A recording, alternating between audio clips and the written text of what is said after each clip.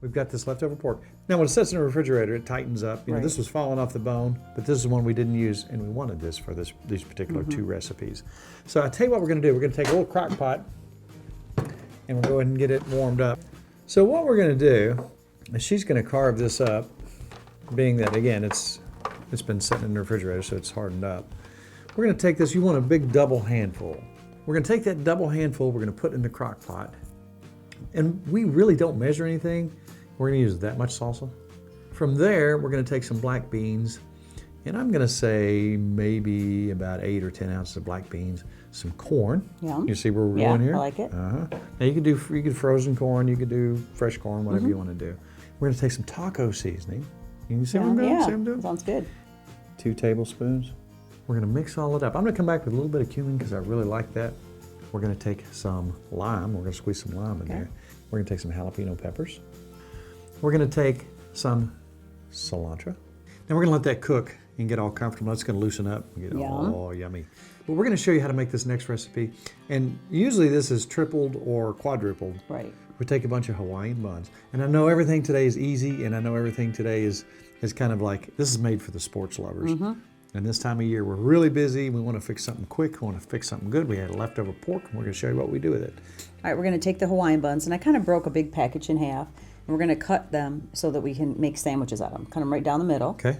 And fold them over, and then we're going to put your pork in there, layer your pork, and you're going to spread barbecue sauce all over that. My your homemade, personal homemade that's right, barbecue sauce. Your yummy sauce, and then we're going to layer some cheese.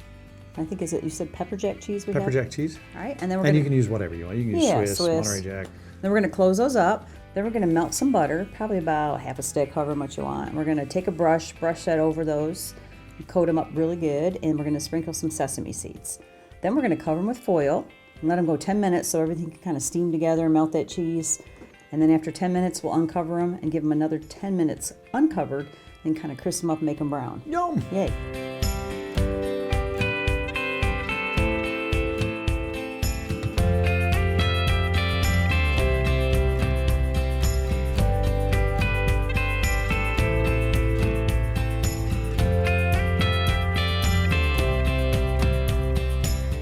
I don't even know where to start. It looks so You know what delicious. though? I've been smelling that dip. It's out of control. That looks really good. I'll put me a little. And why do I always want to say cilantro? Because you say it. I know. You say cilantro. Yeah, whatever. Got a little cilantro on there. What a great way to use your pork. Really good. All right, I want all that. You can't have any more. I can sit in front of the TV and just eat this all night and watch a good show. That's really good. Good job.